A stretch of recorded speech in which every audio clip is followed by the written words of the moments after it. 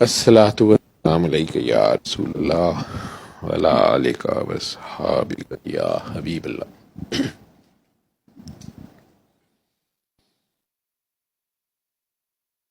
Patient की कौन बात कर रहा है? बात करनी कोई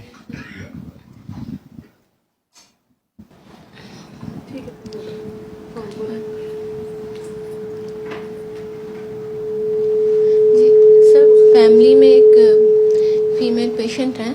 पास करके बोलिए। फैमिली में एक फीमेल पेशेंट हैं, 65 प्लस उनकी एज है।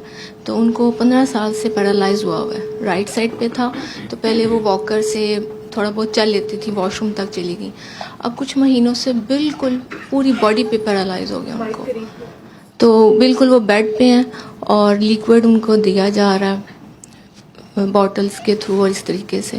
तो कल उनकी फैमिली मेम्बर से मुलाकात हुई थी तो वो बात करनी थी। तो मेरे ज़हन में पहले आया कि मैं कसीदा बुर्दा शरीफ के लिए कह दूं, लेकिन जब उन्होंने कहा ना पूरी बॉडी पैरालाइज हो गई है, वो बात भी नहीं करती, मूव भी नहीं करती, तो फिर मुझे समझ नहीं आई तो क्या कहना चाहिए उनके लिए। मतलब उन्हें फालिज हो गया ना? जी जी, पूरा पहले राइट साइड पे था तो थोड़ा बहुत बात करती लेफ्ट था तो फालिज ही दोबारा हो गया है। फालिज का अटैक दूसरा हो गया जी। फालिज का क्या इलाज बताते हैं? उनका इलाज तो हो रहा था 15 साल से। भैया आप वो इलाज तो डॉक्टर्स कर रहे होंगे ना? जी जी। आप जो मेरे से इलाज पूछ रही हैं कसीदा बुर्दा शरीफ। कसीदा बुर्दा शरीफ जी। और मेरा एक सबक जो बार बार है कि किसको क्या बताना है या क्या दुआ करानी है, क्या करना है, उसका क्या फार्मूला है या क्या तरीका है, या क्या मैंने बार बार बताया।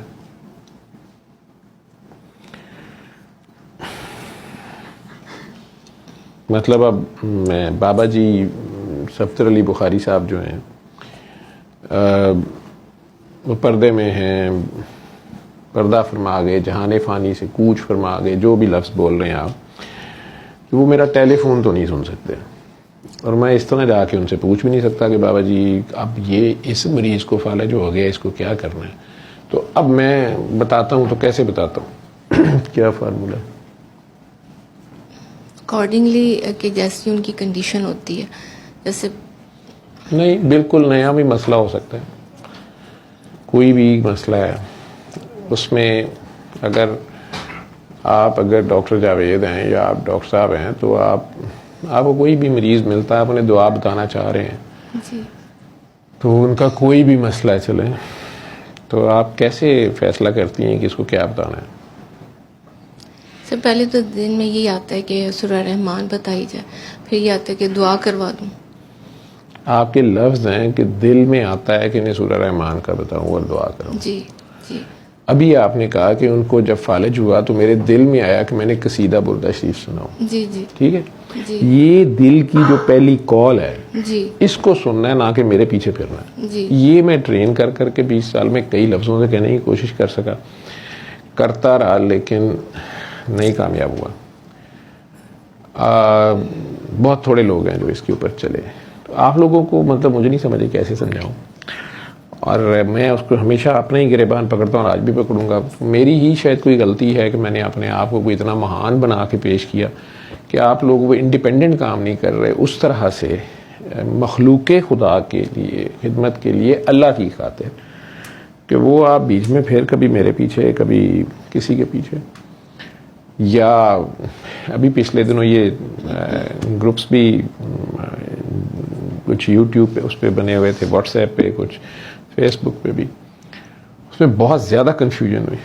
मैं एक महीना जब ऑफ रहा हूँ और मैसेजेस भी नहीं सुन रहा था, फ़ोन भी नहीं सुन रहा था, तो कुछ लोग तो काम पे रहे और वो काम उस तरह ही अपने मिशन वो करते रहे और वो उससे मैं अब उसको क्या आपको बताऊँ कि ये कोई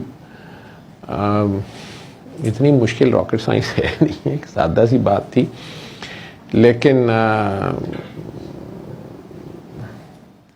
उन ग्रुप्स में मैं ये हैरान हुआ कि जो लोग खुद मेरे साथ 15 साल से अटैच हैं, या कोई इंडिया में बैठा है, कोई दुनिया में कहीं बैठा हुआ है, वो भी मुख्तलिफ दुआ ग्रुपों में पहुंचे हुए हैं और वहाँ मिल के फिर वो कंफ्यूज हो रहे हैं, एक दूसरे से केस डिस्कस हो रहे हैं।